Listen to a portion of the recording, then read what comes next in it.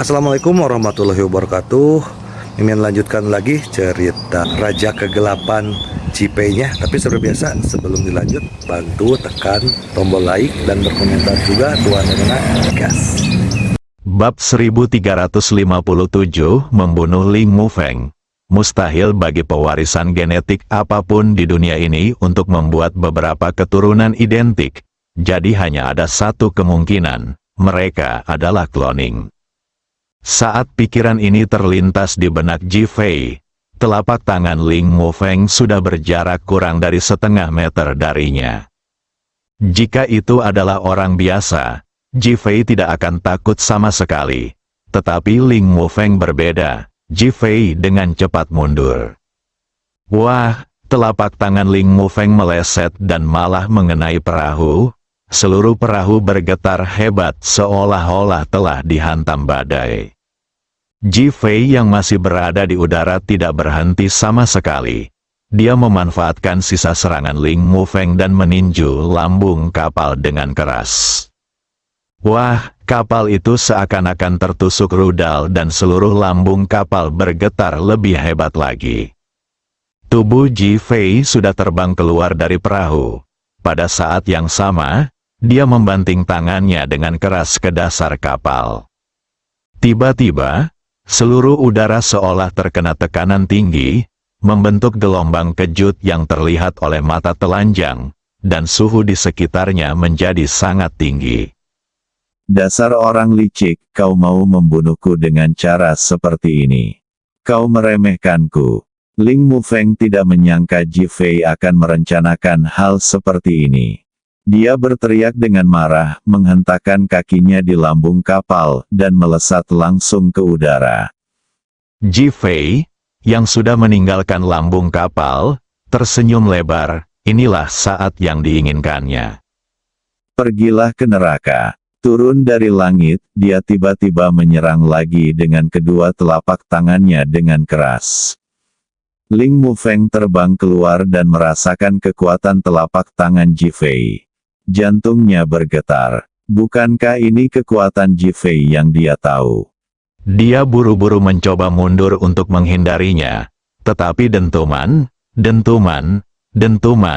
semua bahan peledak di lambung kapal di bawah kakinya mulai meledak, dan gelombang panas menyerbu ke arah tubuh Ling Mufeng. Ling Mufeng ingin menggunakan peruntungannya untuk melawan. Tetapi kekuatan serangan Ji Fei sudah dekat dengannya, dan dia ingin mengangkat tangannya, tetapi sudah terlambat. Ling Mufeng merasa seperti balon yang diremas oleh dua kekuatan. Semua tulang di tubuhnya seakan-akan meledak. Dia telah menahan tekanan yang tak tertahankan, sampai-sampai dia tidak dapat menahannya lagi. Dia menarik dan mengembuskan napas dengan cepat, mencoba melepaskan kekuatan ini. Bagaimanapun, ledakan itu hanyalah gelombang serangan. Memikirkan hal ini, tubuhnya dengan cepat bergerak ke bawah, yang sangat mengurangi momentum dan kekuatan serangan Ji Fei dari atas ke bawah, membuat serangannya tidak efektif. Haha, Ji Fei, meskipun kamu licik, kamu tetap tidak bisa melakukan apapun padaku. Aku masih bisa melarikan diri. Ling Mufeng tertawa terbahak-bahak di udara. Ji Fei tidak panik. Sebaliknya, seringai di wajahnya menjadi semakin kuat. Itu mungkin tidak terjadi. Begitu dia selesai berbicara, dia bertepuk tangan lagi, dan dua kekuatan yang sangat besar datang ke arahnya lagi. Tubuh Ling Mufeng semakin cepat turun dan semakin cepat pula menghindar. Ling Mufeng tampak sangat tenang dan bahkan sangat bangga pada dirinya sendiri. Seolah-olah dia bersikap sangat tenang dan sengaja ingin mengganggu Ji Fei. Ledakan, ketika tubuhnya jatuh ke dasar lambung kapal, ia menjadi lebih tenang. Ia baik-baik saja, bukan hanya karena ia telah mendarat, tetapi yang lebih penting, ledakan itu telah menyebabkan air masuk ke dasar kapal. Ia sekarang berada di dalam air dan tidak lagi dalam bahaya. Hahaha, Ji Fei, seranganmu sudah berakhir. Sekarang giliranku untuk melawan. Ling Mufeng berteriak dan mencoba bangun dengan menopang dirinya dengan tangannya. Tiba-tiba terdengar ledakan dahsyat lain dari bawahnya. Sekarang lengah dan memfokuskan seluruh perhatiannya pada Ji Fei, Ling Mufeng tiba-tiba merasa seolah-olah semua tulang di tubuhnya patah, dan seluruh punggungnya seakan lenyap, tak bernyawa. Dia sedikit linglung dan menunduk tak percaya. Tidak ada apapun kecuali air laut dan pecahan kapal yang mengambang. Ini tidak mungkin. Ling Mufeng terbaring di laut sambil melolong. Wah! Telapak tangan Ji Fei juga memukul kepalanya dengan keras. Engah! Kepala Ling Mufeng seperti melon yang rusak, langsung berubah menjadi serpihan yang tak terhitung jumlahnya. Wah! Sebuah gelombang datang menerjang lalu menghilang dari pandangan. Tubuh Ling Mufeng yang tersisa seperti perahu yang kehilangan kendali, terus bergulung mengikuti ombak. Ling Mufeng tidak pernah menyangka dirinya akan mati seperti ini hingga ajal menjemputnya, dan dia juga tidak pernah menyangka dirinya akan dibunuh oleh rencana jahat Ji Fei. Tubuhnya berhasil menahan gelombang serangan pertama, tetapi dia tidak menyangka akan ada gelombang serangan kedua. Terlebih lagi, ketika seluruh energinya difokuskan untuk menghadapi Ji Fei, sebuah suara terdengar dari belakangnya. Ini adalah niat membunuh yang paling besar. Ling Mufeng meninggal dengan cara menyedihkan yang sama, dengan depresi dan keengganan yang sama. Namun, ia telah menjadi mayat yang dingin, engah. Ji Fei yang baru saja mengalami benturan keras, memegangi dadanya dengan kedua tangannya dan memuntahkan darah. Serangan timbal balik yang terus-menerus juga merupakan ujian yang sulit baginya, dan bahkan menyebabkan rasa sakit yang tak tertahankan di sekujur tubuhnya. Ji Fei melompat turun dari udara dan mendarat di atas pecahan kapal. Tubuhnya bergetar 2 kali, tetapi untungnya dia tidak jatuh. Wui, tepat pada saat itu, suara motor kapal pesiar terdengar, dan Pers sedang mengemudikan kapal pesiar itu, melaju kencang ke arah mereka dari kejauhan.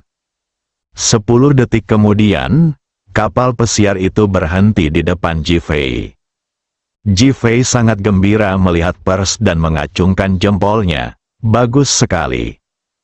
Kamu tahu bahan peledak yang aku pasang? Pers memandang Ji Fei dengan rasa ingin tahu. Ji Fei mengangguk. Awalnya aku tidak tahu. Aku ingin membunuh Benyamin dengan bahan peledak yang dia tinggalkan di kapal. Namun, saat aku menepuk telapak tanganku, aku merasakan ketidakseimbangan berat kapal. Aku tahu ada bahan peledak di sana juga. Tidak akan ada orang lain yang bisa melakukan hal seperti itu kecuali kamu. Pers mengacungkan jempol pada Ji Fei. Awalnya dia hanya dilempar oleh Ji Fei dan pergi begitu saja. Tetapi ketika Ji Fei dan yang lainnya bertarung dengan sengit, dia kembali dengan tenang dan mengatur distribusi bahan peledak Benyamin. Niat awalnya adalah untuk menghancurkan kapal menjadi berkeping-keping dan menenggelamkannya sepenuhnya ke dasar laut. Tetapi dia tidak menyangka bahwa dia akan membunuh Ling Mufeng secara tidak sengaja. Kau masih harus mengandalkan kekuatanmu. Kalau tidak, bahan peledak saja tidak akan cukup untuk membunuhnya. Pers berkata dengan tulus, tidak apa-apa, yang penting tujuan kita tercapai. Ji Fei naik ke kapal pesiar dan berkata dengan perasaan lelah. Pers mengangguk, aku tidak pernah menyangka ini akan menjadi cara untuk membunuh seseorang. Untung saja cara ini berhasil. Kalau tidak, aku tidak akan bisa membunuh Ling Mufeng sendirian. Pers mengangguk, Ji Fei benar-benar merasa beruntung. Kalau saja Ling Mufeng tidak kebingungan dengan ilmu bela diri yang digunakannya untuk membunuh Ling Xiangfeng dan Ling Ruofeng, serta merasa bahwa dirinya bukanlah tandingannya, dan kalau saja Pers tidak secara tidak sengaja menaruh bahan peledak, maka dia bukanlah lawan Ling Mufeng. Ji Fei kini semakin penasaran dengan keluarga Ling. Dia bahkan tidak dapat mengetahuinya. Apakah mereka terus mengkloning diri mereka sendiri? Ia menepis semua keraguan dan kembali ke daratan dengan perahu bersama Pers. Dalam perjalanan, dia menelepon Li Ruoxi untuk melaporkan bahwa dia aman, yang membuat Li Ruoxi merasa lega. Namun, ekspresi Su Piaomiao menjadi lebih serius. Dialah satu-satunya yang paling tahu bahwa semakin banyak kesenangan yang mereka buat sekarang, semakin marah pihak lain akan menjadi, dan semakin dahsyat balas dendam mereka nantinya. Dan 4 orang sisanya akan lebih sulit dihadapi. Sialan Ji Fei, dia benar-benar membunuh Ling Mufeng. Sebuah suara gemuruh datang dari sebuah rumah dalam di Longdu. Bab 1358 Sun Sengshu adalah yang paling menakutkan. Ji Fei ingin melawan kita sampai mati sekarang. Suara yang dikirimkan melalui sarana khusus bergema di telinga masing-masing. Dia tidak ingin bertarung sampai mati, kata lelaki di rumah dalam itu. Jadi apa yang ingin dia lakukan? Bunuh kami semua. Bunuh kami semua, 3 orang lainnya bertanya serempak. Jelas saja dia tidak mempercayainya. Ya, dia ingin membunuh kita semua sekarang. Pria itu menegaskan lagi. Mendengus. Apakah ini hanya mimpi? Bagaimana dia bisa membunuh kita? Ketiga orang itu mendengus pada saat yang sama. Jelas menganggap hal itu konyol dan tidak percaya bahwa Ji Fei dapat membunuh mereka. Apa? Kau benar-benar menanyakan hal itu? Orang-orang di dalam rumah dalam itu mendengus dan bertanya, mengungkapkan ketidakpuasan mereka terhadap ketiga orang itu. Ketiga orang itu tercengang. Kebijaksanaan, dia telah membunuh Ling Ruofeng, Ling Xiangfeng, dan Ling Mufeng dengan kebijaksanaannya. Pikirkan tentang proses kematian mereka. Manakah yang mengandalkan kekuatan Ji Fei yang sebenarnya? Ketiga orang itu terdiam, dan sekarang kita yakin bahwa kekuatan Ji Fei jauh lebih besar dari apa yang kita lihat. Dia bahkan menipu kita. Bukankah ini layak untuk kita pertimbangkan? Mendesis, ketiga orang itu menarik napas dalam-dalam dan tampak berpikir keras. Jika mengingat kembali kematian ketiga orang itu, tampaknya memang begitulah adanya. Lalu apa yang harus kita lakukan? Salah satu dari mereka tidak dapat menahan diri untuk bertanya. Sekarang Ji Fei ingin mati. Kita harus membantunya. Jika dia tidak ingin membunuh kita semua, kita harus membantunya. Ketiganya mulai bernapas dengan gembira, jelas dipenuhi dengan harapan. Namun, jangan berkonflik dengan Ji Fei lagi untuk saat ini. Tepat ketika beberapa orang siap mengambil tindakan, mereka tiba-tiba mendapat jawaban negatif. Apakah kita begitu takut padanya? Ketiga orang itu bertanya bersamaan dengan rasa tidak puas. Karena dia ingin membunuh kita, mengapa kita tidak melepaskan kita bertiga untuk membingungkannya dan melihat apa yang bisa dia lakukan? Ketiga orang itu mula-mula tercengang, tetapi kemudian mereka langsung mengerti apa maksudnya. Di mana kamu akan menaruh ketiganya? Seseorang bertanya. Keluarga Wu, keluarga Zhao, dan keluarga Ji, biarkan mereka bertiga menjadi tokoh penting dalam keluarga ini. Aku ingin tahu bagaimana Ji Fei akan menghadapi mereka. Bagaimana jika dia membunuh ketiganya? Kalau begitu, kita tidak perlu khawatir, langsung saja bunuh dia. Saya setuju, ketiga orang itu langsung mengemukakan pendapatnya. Pria di rumah dalam itu menunjukkan tekad di wajahnya, dan berkata kepada salah satu dari mereka, Ling Haofeng, kali ini kau akan memimpin. Karena Yang Jie telah menjadi hantu hidup dan mati, kau harus memanfaatkan perannya dan membiarkannya bertarung dengan Ji Fei sampai mati. Pada saat yang sama, menyebabkan pertikaian sipil dan konflik di antara ketiga keluarga, sehingga mereka akan terkuras habis secara internal.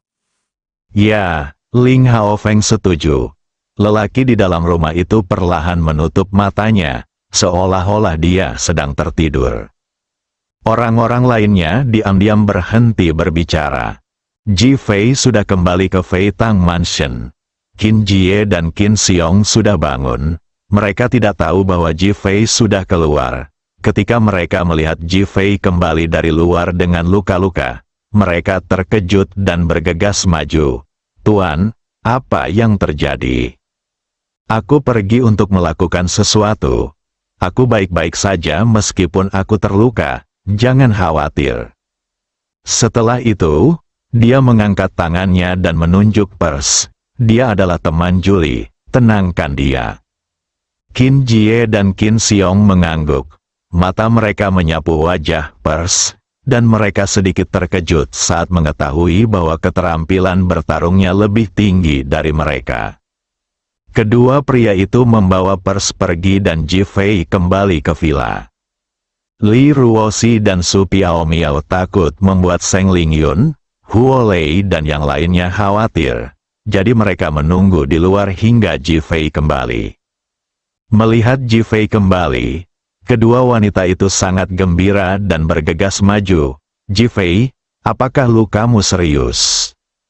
Li Ruoxi mendukung Ji Fei dan bertanya, "Tidak serius, aku orangnya keras kepala dan tidak takut apapun." Ji Fei membuat lelucon, "Saya baru saja berhasil bertahan hidup, apa yang bisa dibanggakan?" Su Piaomiao berkata dengan genit dan menepuk punggung Ji Fei dengan tangan kanannya. "Engah!" Ji Fei memuntahkan seteguk darah, "Suami!" Li Ruoxi tidak tahu alasannya dan berteriak panik dan buru-buru mendukungnya.